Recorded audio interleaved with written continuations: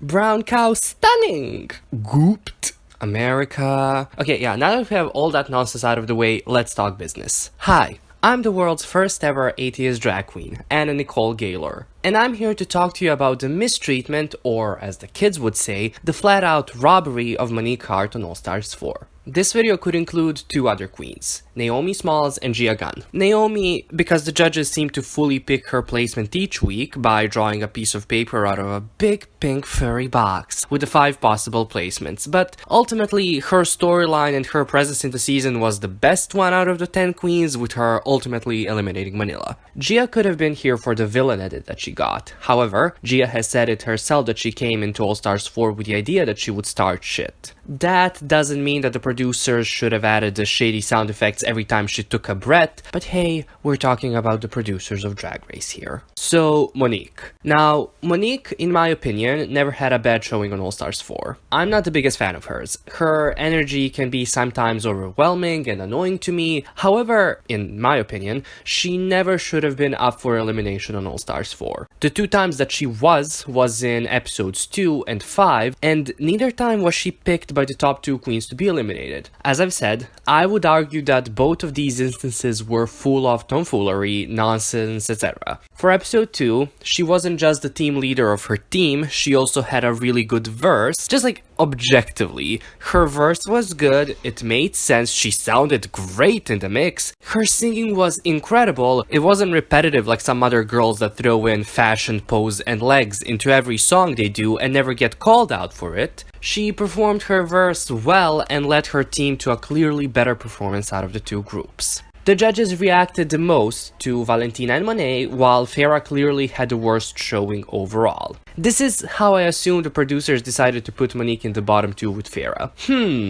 So you have the connection of Farrah and Valentina, 2 season 9 girls, and then with Monet in the top 2 as well, who should we put in the bottom 2 with Farrah? Should it be someone who was very unimpressive like Gia, or should it be Monique just because she's Monet's friend and we have that story there? Well, of course the second one, like duh! Okay, so now we have to come up with a bullshit reason as to why Monique was in the bottom. Monique's jacket was kind of too big. Genius!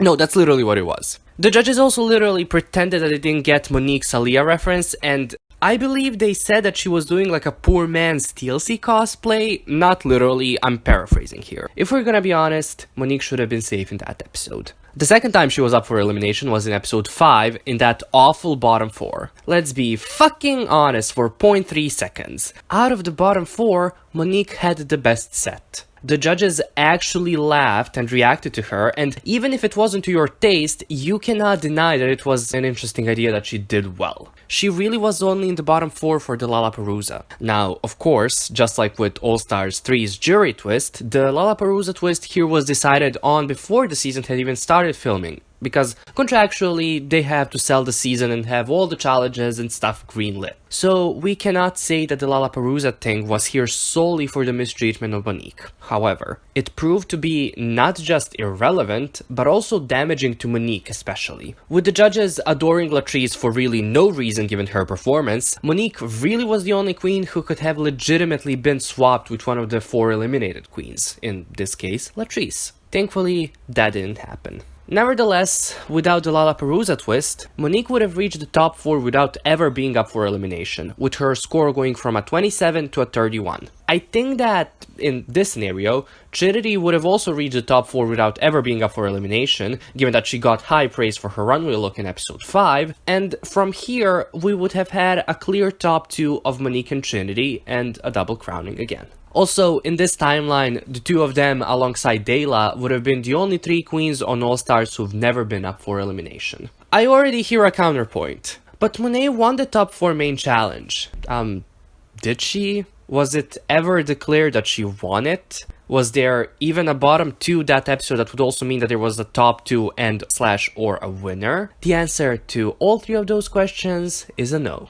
The judges did give Monique and Naomi minimal negative critiques, but nobody won that challenge. Because, and let me remind you, nobody ever wins a top 4 challenge. With seasons 1 through 5, nobody out of the top 3 won it. Seasons 6 through 10, nobody out of the top 4 won it. And even on All Stars 1, 2, and 3, nobody won the final challenge, because it's always been there just to fill in time. Season 11 is a little different, given that it didn't have a final challenge in the classic sense. There actually was a bottom 2, and the other 3 queens were called safe in a certain order, aka the order of win, high, safe. And why am I saying all this? Because even in the way the season was, there was absolutely no reason as to why Monet was picked over Monique for the top 2. To sum up, with the way the season went and with the way Drag Race is, Monique was first, don't want to say robbed, but sure, robbed from her top 2 spot in the finale, and then, looking at how the season went, was shown as a poorer competitor than she actually was,